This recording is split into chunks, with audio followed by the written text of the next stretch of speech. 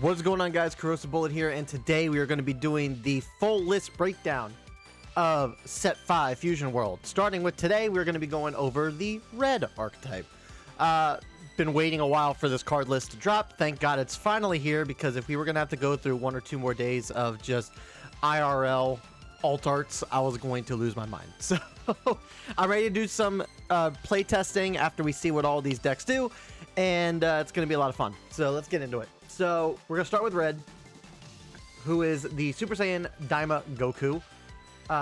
He is on the front side a very standard leader, nothing crazy. On his back side, though, he has an activate main where once per turn, choose up to 1 battle card with DA in its card name in your battle area, and it gets 10,000 power for the turn. This is going to be really strong. Just being able to put in some 10,000 extra power onto a battle card for some extra blitz or aggression is going to be really solid. I feel like this leader's probably... no, that's not true. It's not the most underrated leader, I think. I think that title goes to Gogeta. Probably. But I think this is still, like, I think people initially looked at this and they were, maybe some people thought it was a little underwhelming. I think this will be pretty decent. I think this leader will probably be more middle of the road for this set. I think it'll be probably maybe the 3rd best leader in the set, but we'll kind of see once we get the full picture of everything else that the game's kind of doing. So, but no, really strong effect, really good. Next, we're going to 2 cost Kadan Daima, 15,000 power, 10k combo. When attacking, if your leader is awakened, play up to 1 battle card with a cost of 1 and DA in its card name from your hand. Alright, so I mean, it's basically a cantrip or searcher, if there's a searcher in here.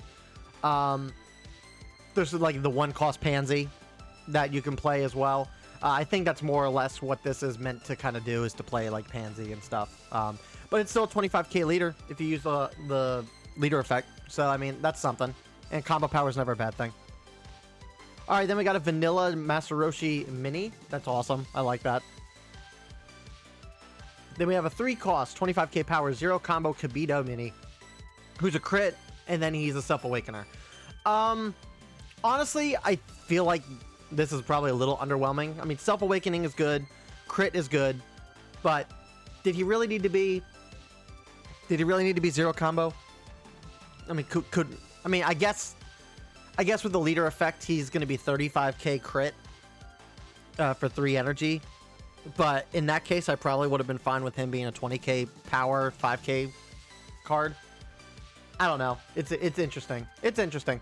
I think there might be some use in here, but 0 combo in red is always not like a great thing. So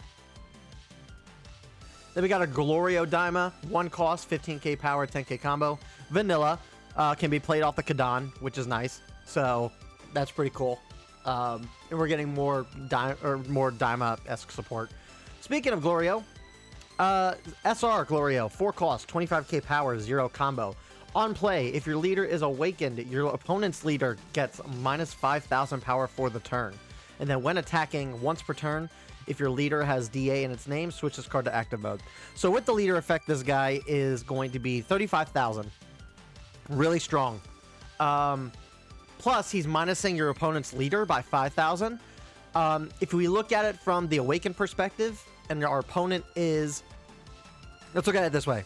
So you play this guy, opponent's leader is awakened. They go down to 15,000 as an awakened leader. Then you activate your leader ability. This guy goes up to 35,000. Essentially, in order to block both of these attacks, your opponent is going to have to give you a super combo and an extra card, just to be able to get over this. Like that minus 5,000 on a leader is very detrimental. And especially if there's going to be a lot of 25k swingers in this set, like you're going to have to exert a lot of combo power just to protect it. I feel like this is going to be a must run in a lot of red decks, not just maybe not a lot of red decks, but at least in this deck and in the starter Daima deck. I think this guy's going to be a must run. Very good card, very strong. Then we got 3 costs on Goku, more Universe 7 support is always great to see. 3 costs, 20k power, 10k combo. When attacking, choose up to 1 battle card with your opponent's battle area, and it gets minus 10,000 power for the turn. That's not bad. It's not terrible. Just having a body that can consistently minus is not the worst thing, and this provides combo power, which kind of sucks. That being said, though, the SR Gohan is just better outright for the effect that it's doing, and it's a 30k swinger on an Awakened Leader in Universe 7. So, yeah, you don't have as much combo power, but he's just doing much more. So, I think this is probably just a filler option if you don't have the SR Gohan, but I mean, either or. Then we got a 4-cost Son Gohan Adolescence, 25k power, 10k combo. Universe 7, on play, add up to 1 card with a cost of 3 or less, and Universe 7 in its special traits from your drop to your hand. This is good. Universe 7 has a big issue when it comes to draw power towards the later game. There's not that many cards that allow you to get cards into your hands in the late game outside of cantrips and maybe Drawku. So having a card like this, where that you can kind of play on curve, that allows you to get some recursion back into your hand, isn't the worst thing, honestly. You lose like a Drawku, you can play this guy on turn 4 to get Drawku back, and you'll have it for another turn, a turn down the line. Like, it's pretty solid. It's a pretty solid card. And it's a 10k combo, so obviously 10k combos are great in red. So I like this card. Probably, I feel like you're probably only going to run this in U7, but I mean, it's good nonetheless. I like it. All right, then we got Tamagami number 3. He's a 15k body, 5,000 combo. Who's a blocker, and he cannot be KO'd once per turn. So with the Daima leader, he's 25,000 on attack. But this guy doesn't have like a restand in any way. So I don't know how good this guy is going to be. An early game blocker isn't the worst thing to do, but like when it comes to blockers, like I want to believe that like the Daima Chi-Chi is a better blocker just because like she's basically a cantrip that blocks. So at least like she's got versatility in that, like is a multifaceted effect. This though, like we can easily get around KO abilities. You know, green's able to ramp this guy off the board. Yellow is just able to freeze this guy down. Freeze this guy down if he needs to.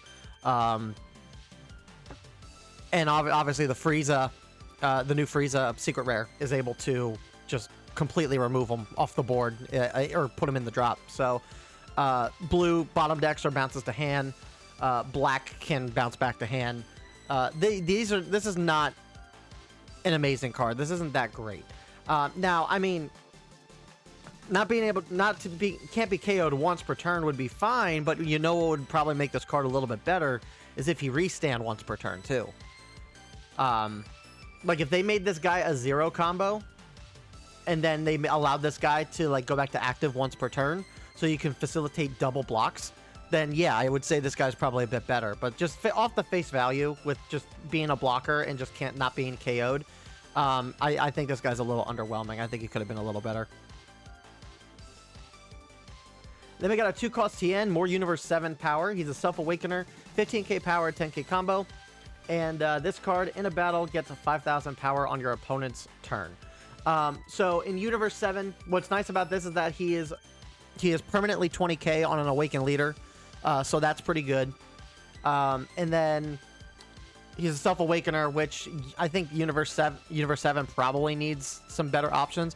Can you play this guy off of the 3-cost TN? I don't think you can. Let me just double check that real quick. Okay, actually you can run this guy. You can run this guy with that TN. Yeah, because he needs a 15,000 power or less card. It's not cost restricted. So you could run this guy in place of, I think, in place of the 1-cost ones here, if you absolutely needed to. So, I mean, yeah, because he's multifaceted. So it's like, turn 4, like let's say for example, turn 4, maybe not turn 4, maybe turn 3. Turn 3, you have this guy, and you have 5 life left on turn 3, and you have 2 of this guy, 1 of this guy. You could play this guy to Self-Awaken, and then obviously awaken, and then you get that boost from everybody here. Yeah, that's pretty cool. It's not like crazy tech. It's not anything like super insane, but I think it's warranted if you're running this TN package. I think it's worth it. Yeah. So if you guys saw my my restriction match with Alice Bear over on his channel, I was able to get this this play off during our matches, and that was a lot of fun. So I definitely want to mess around with this tech a little bit more, honestly, because it's just a lot of fun to do that. But yeah, no, I mean, there's tech here. It works. All right, next we have a searcher for Daima cards. We have 1 cost Neva, 5k power, 5k combo. Look at the top. Look at 5 cards from the top of your deck. Reveal up to 1 non-Neva Daima card with a cost of 4 or less and Daima in its search name, and add it to your hand. Place the rest at the bottom of their owner's deck in a random order. Now, I am not a fan of searchers like this. The Shin, the what is it? Not Universe 7. Is it Universe 7? Yeah, the Universe 7 searcher, Shin, is a much better searcher card, because if you're building a deck around a specific archetype, that card has no restrictions. You can practically pull whatever it is you want from the deck, or from the top 3 of the deck, so long as it's a Universe 7. It's a lot less restrictive, with the negative connotation being that you can only draw 3 in top 3 instead of top 5. But searcher cards like this tend to limit you extremely, because depending on what is in the rest of the set, 4 costs or less, like, you're going to be, if there's 5 cost Daima cards, 6 cost Daima cards, super combo Daima cards, like, this guy's not going to be able to pick it up. So, I mean, it's a searcher. That's good. I think Daima deserves a searcher at this point, but I'm tired of these searchers. Let's get the better searchers in the game. Let's give every color a better searcher. All right, then we got Hibis, 2 costs, 10k power, 10k combo.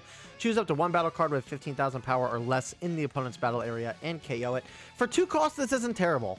For 2 costs, it's not terrible.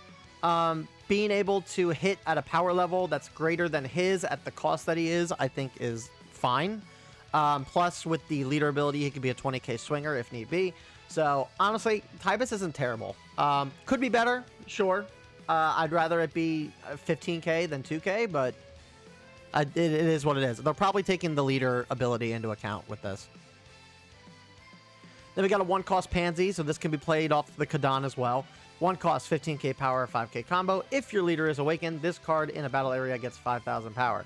So, basically becomes a 30k swinger with the leader effect. Being able to play this off of Kadan if you need to is pretty good as well, but you can also just pay 1 raw energy to play her out as well. This has a lot of blitz potential. This could be pretty nasty in certain circumstances. If you could drop this on your opponent after you get your opponent down to 1, like a card like this could come in handy. Then we got another Pansy, who's 1 cost, 5k power, 10k combo.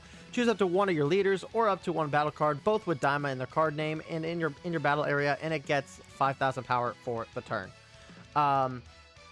So this is based, so you choose a battle card, or you choose a battle card, or you choose your leader, and it gets 5,000 power. Boosting your leader is always like not like a bad like means of going around boosting power. Like if we think about it, like Margarita doesn't even have that ability. So there's a bit of utility with this, and you can kind of mix and match depending on your circumstances if you want to boost your leader or a battle card. It's not as strong as Pansy, it's not as strong as Margarita, but it's still serviceable. I don't mind this card. And then we have another Pansy. 2 cost, 20k power, 0 combo, who's a Self-Awakener, and when KO'd, if your leader has Daima in its card name, draw 2 cards.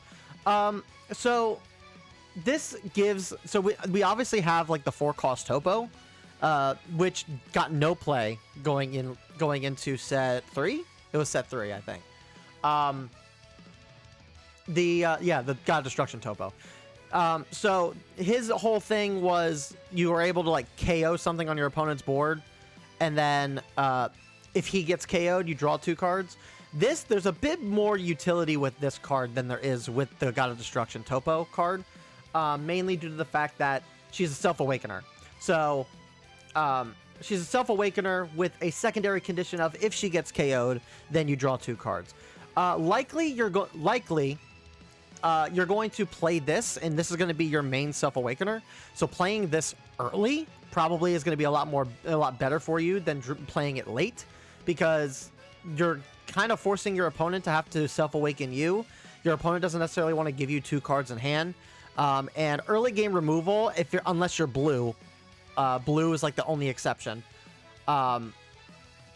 Blue has like a, I mean, I guess green has Warm Greeting for 2, I guess, as well, but do you really want to be ramping your opponent early on in the game too? So I think to get the KO ability, I think is a bit easier in the early game than it is in the later game, but it's not something that's going to like, you're going to be like capping on the entire time. You're not going to hope for that ability to proc. So, but it is a good card. She's going to do exactly what the deck needs her to do. Then we got a Piccolo Mini from Daima. 2 cost, 20k power, 10k combo vanilla. Nothing to say really about that. We got our super combo in Bulma Mini. So she, once again, super combos are not doing anything special. They're just super combos. Then we got a 2 cost, 15k power, 10k combo Vegeta Mini. On your turn, this card in the battle area gets 5,000 power, so he's 20,000 power on the turn that he's played, which is good. And he's a Self-Awakener. They're making this guy a 30k swinger with the leader effect. I'm seeing a pattern. I'm not seeing any higher costing Daima cards. So Daima Goku might be more of a mid-rangey deck. Only really focusing on 3 costs and 4 costs really to kind of get the job done. So I mean, yeah, if we're playing lower to the ground, I think that's fine. Then we have Majin Buu Good. This is an interesting card. So 4 cost, 20k power, 10k combo. On play, if your leader is awakened, this card gets 15,000 power for the turn. This is another Universe 7 support. Running this guy will allow this guy to swing for 40,000 on turn 4. That's pretty crazy, honestly. Is U7 gonna see a comeback? Universe 7 might get a bit of a comeback. I don't know if he's gonna compete with some of these set 5 decks, but this is still pretty cool. Then we have, yes, Minotaur, man. 2 costs, 15k power, 10k combo. When attacking, if there is a battle card with 25,000 power or more, choose up to 1 battle card in your opponent's battle area, and it gets minus 10,000 power for the turn. This isn't bad. This is not bad at all, especially since you're able to just boost this guy up to you're able to boost this guy up to 25,000 with leader. We have the 1 cost Pansy that can boost him by 5,000, making him a 20k swinger on Awakened Leader. Even if it's not on Awakened Leader, like Glorio is minusing your opponent's leader's power, so that 20,000 Awakened Leader becomes 15,000. This guy could swing into that. So yeah, there's a lot of good like synergy in this setup. Then we got Moscow, God of Destruction support. Interesting. Okay, 2 costs, 20k power, 0 combo. Look at 5 cards from the top of your deck. Reveal up to 1 non-Moscow card with God of Destruction and its special traits, and add it to your hand. Place the rest at the bottom of the owner's deck in a random order. This is a decent searcher because outside of a not picking a Moscow card, like you can just pull, if you're building a God of Destruction deck, like this is going to be a solid card to have. And he can swing. He's a 2-cost searcher that can swing. Yeah, no, this is not a bad card at all. I like that they're stepping away from the discard 1 from hand to KO or minus stuff on board that Beerus has been kind of doing since set 1. Having this card gives the God of Destruction build a lot more playability. So I like this. That's fine. All right, now we're getting into the extra cards. 0 cost, New Adventure. Activate battle your turn. If your leader is awakened, your card with Daima in their card names that are in a battle get 15,000 power for the turn. The fact that you're able to just play this outright at no cost is crazy, which means you can use that extra energy that would have been 1 or 2 of to play some stuff on the board. This is great. This is a really good card for Daima. Then we have Mini Body, 1 cost. Activate main, choose all battle cards in your opponent's battle area, and they get minus 5,000 power for the turn. For 1 cost, this isn't like the worst like effect ever. Depending on what kind of board your opponent has, like the minus 5,000 could come in clutch, plus you're removing all cantrips on the board. So this is probably better to use in the early game, just so you can guarantee cantrips off board. But depending on what your matchup is, like this could actually come in clutch in terms of helping you clear the board. We'll have to see. Then we have a 1 cost Warp Sama. Activate main, look at the 5 cards from the top of your deck, reveal up to 1 card with Daima in its card name and add it to your hand. Place the rest at the bottom of their owner's deck in a random order. This is a better searcher. This is a much better searcher, in my opinion, than the Neva. Just because you don't have the restriction. As long as it's a Daima card, like, you can pull it. So, I think this is cool. And then on top of that, like, for 1 energy, you can block 15,000 power. It's an extra 15,000 power on defense. So, yeah, Warp Sama's not bad. This is a much better searcher with some extra utility for defense. All right, and that's going to do it for the red archetype. Overall, I think Daima's looking pretty good. I mean, we got a lot of Daima support from the starter deck last set, so I think red could stand out. I'm more excited for Universe 7 than anything else. I wouldn't say anything else. Like, I'm still excited to run the Glorio and try this guy out, but I'm glad that like some of these older decks are getting massive support. U7 getting massive support. Beerus is getting some extra support for a different build that he goes for. Yeah, I think this is pretty good. But let me know what you guys think about Daima down below in the comment section below. And with that said, thank you guys so much for watching. I'll see you guys all in the next video. Peace.